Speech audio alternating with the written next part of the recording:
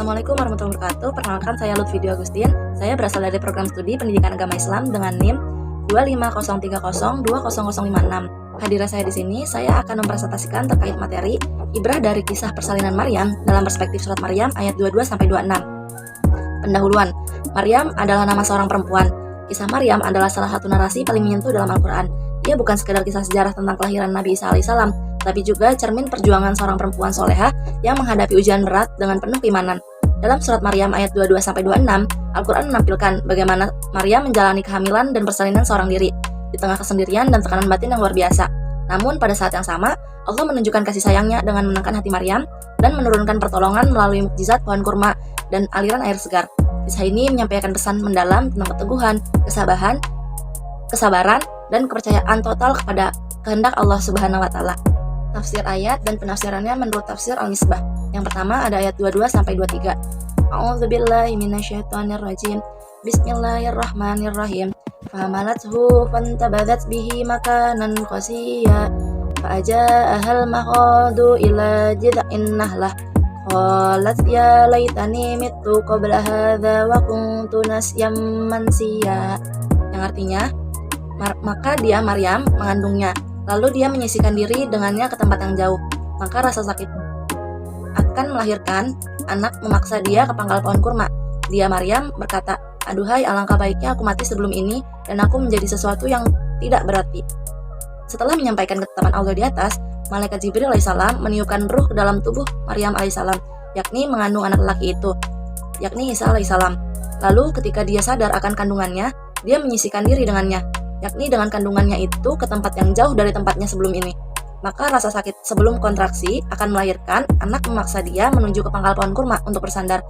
Kini terbayang olehnya sikap dan cemoh yang akan didengarnya karena dia melahirkan anak tanpa memiliki suami.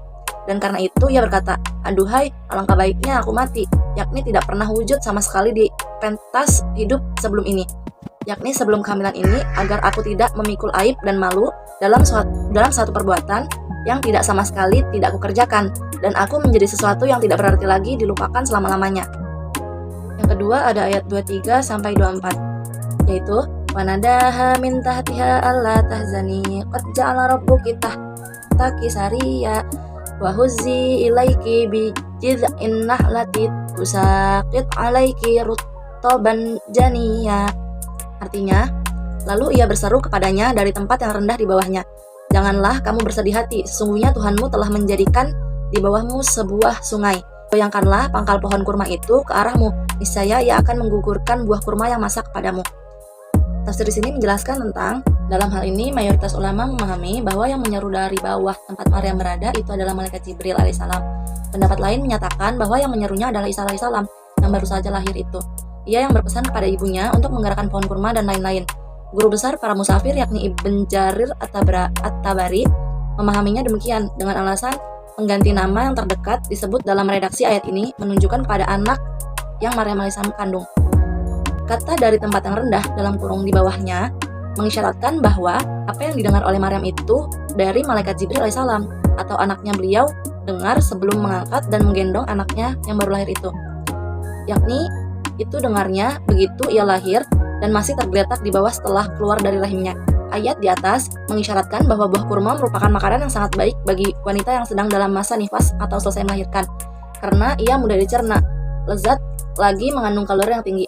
Pada ayat di atas terlihat bagaimana Maryam alaihissalam yang dalam keadaan lemah itu masih diperintahkan untuk melakukan kegiatan dalam bentuk menggerakkan pohon guna memperoleh rezeki. Walaupun boleh jadi pohon itu tidak dapat bergerak karena lemah fisik Maryam setelah melahirkan, dan walaupun suasana ketika itu adalah suasana suprarasional. Ini sebagai isyarat kepada semua pihak untuk tidak berpaku tangan menanti datangnya rezeki, tetapi harus berusaha dan terus berusaha sepanjang kemampuan yang dimiliki. Yang ketiga ada ayat 26. Fakuli washrabi wa qarri aina fa imma tarayna minal bashari ahada fakuli inni nadartu lirrahmani sauta falan ukallimal yawma insiya. Artinya, maka makan dan minum serta bersenang hatilah.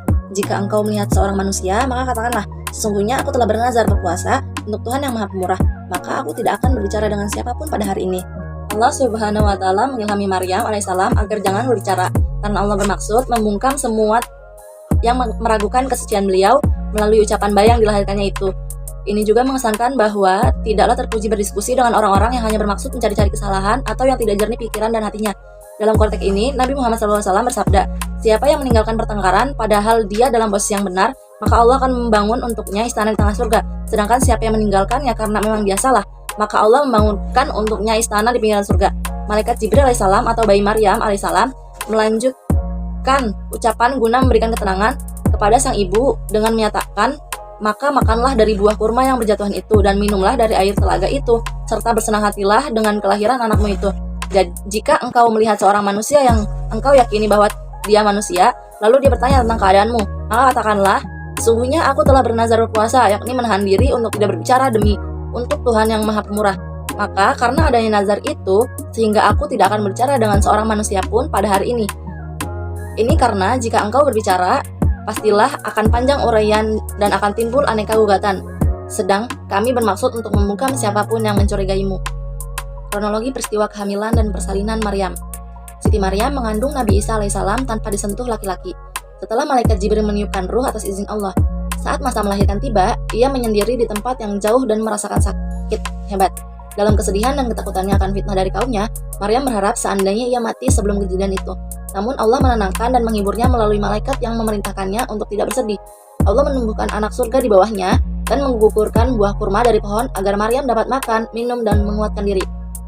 Setelah itu, Maryam melahirkan Nabi Isa alaihissalam dengan selamat sebagai tanda kebesaran dan kekuasaan Allah. Nilai-nilai yang dapat diambil dari kisah Maryam. Yang pertama, ada keteguhan iman dan tawakal.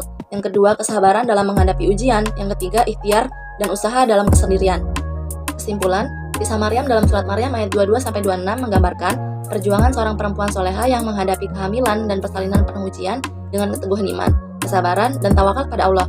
Dalam tafsir Al-Misbah, Quraisy Shihab menafsirkan bahwa kisah ini bukan hanya tentang kisah keajaiban ilahi, tapi juga tentang keseimbangan antara usaha manusia dan pertolongan Allah. Dari kisah tersebut tergantung 3 nilai utama, yaitu pertama, keteguhan iman dan tawakal. Maryam menerima kehendak Allah dengan penuh kepasrahan. Kedua, kesabaran menghadapi ujian. Ia tabah menanggung penderitaan fisik dan sosial. Ketiga, ikhtiar dalam kesendirian. Maryam tetap berusaha menggoyangkan pohon kurma meski lemah. Kisah ini menjadi teladan universal bahwa setiap ujian hidup dapat dihadapi dengan iman, sabar, dan usaha yang disertai tawakal. Maryam menjadi simbol kekuatan, keberanian, dan keimanan perempuan serta bukti bahwa pertolongan Allah selalu hadir bagi hamba yang ikhlas dan beriman. Cukup sekian presentasi dari saya, kurang lebihnya mohon maaf. Wassalamualaikum warahmatullahi wabarakatuh.